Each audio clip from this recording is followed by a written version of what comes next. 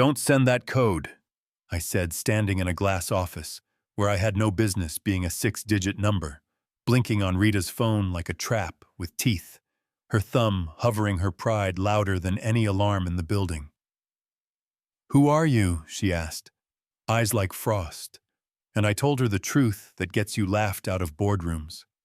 A homeless single father who used to secure systems for a living, a man who's lost enough to recognize the shape of a scam before it bites. She stared, the room holding its breath. Then she turned, typed, hit send. And a few minutes later, the email tone chimed, and the numbers dropped like a stage floor. 8 million naira gone just like that. Yeah, that happened. It didn't start in that office. It started under a bridge on the edge of Lagos, where the trucks rumble before dawn, and the concrete keeps last night's cold. Blessing curled into my side with that stubborn little smile, asking if today could be puff puff day, and me answering by faith and small change. I used to be the guy who checked headers, closed ports, cleaned inboxes of poison before breakfast. You don't forget how to read a network just because life knocks the roof off your head.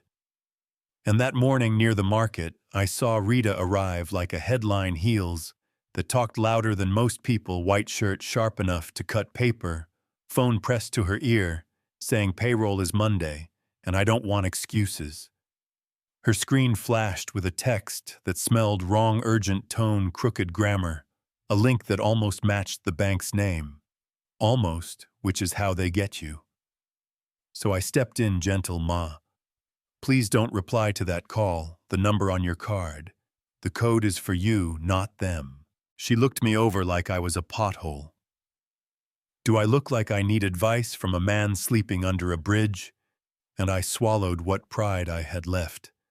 Told her busy people make fast mistakes, pointed at the battery clamp on her SUV. When it wouldn't start, tightened it with my fingers, till the engine purred, then watched her leave without a smile, blessing, whispering, "Daddy, that auntie talks like the president," and me telling her everyone is president of something. I'm president of finding breakfast. By Monday, the office felt like a frying pan with no oil, AC silent phones, angry Kunnel the accountant sweating behind his glasses, and when Rita's phone buzzed again with final warning, reply with your 6-digit code to avoid suspension. The real bank system did what it always does when someone triggers a login. It sent her the real code. The scammers just coached her to gift it away. Panic pushed her thumb. The code went out, and money grew wings. You know that silence a room gets when nobody wants to breathe first? That's what sat on her desk, and by evening, she walked out with a face that said everything inside her was falling, and she'd die before she let you see it. She spotted me at the gate, because bridges don't move, and I was there with blessing and a paper cup. And I didn't say I told you so. I said, pride doesn't refund money when you're ready for help. I'll still be here. 2 days later, she was, whether she admits it or not. 10 minutes, she said at reception, like a dare. If you're playing games, I'll have you arrested.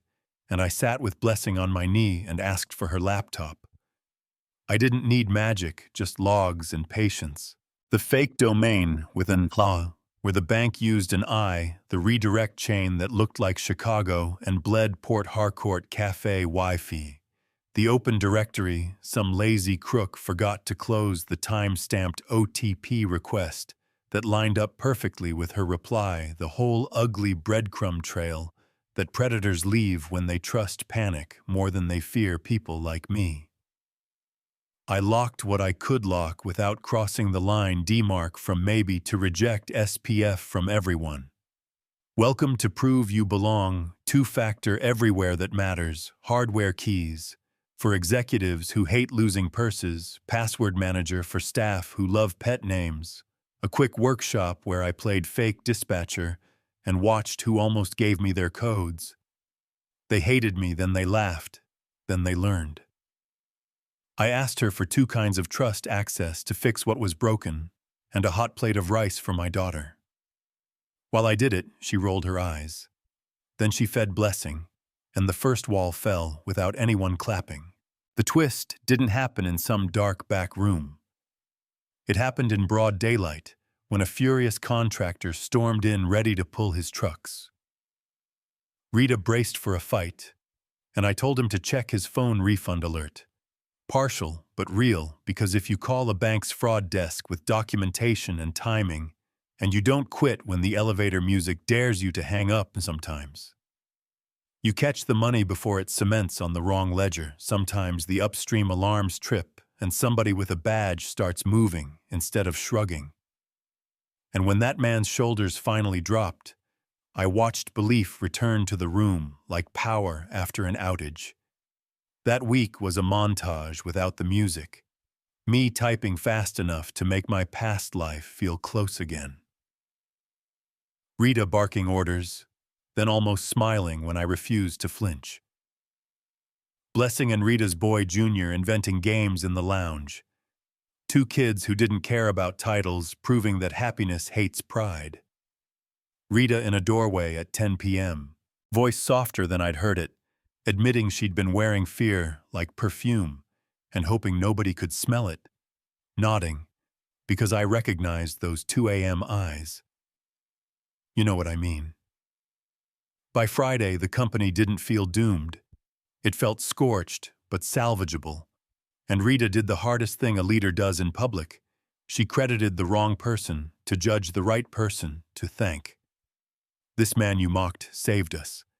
The applause felt strange on my skin, but I let it sit there because Blessing was clapping like her hands could light the room. 2 months changed. The weather contracts returned. The AC actually worked. Cunnell found his spine, and Rita invited us to dinner in a house that looked expensive and sounded empty until our kids' laughter filled it to the ceiling. She served jollof with this half grin like she was paying a debt.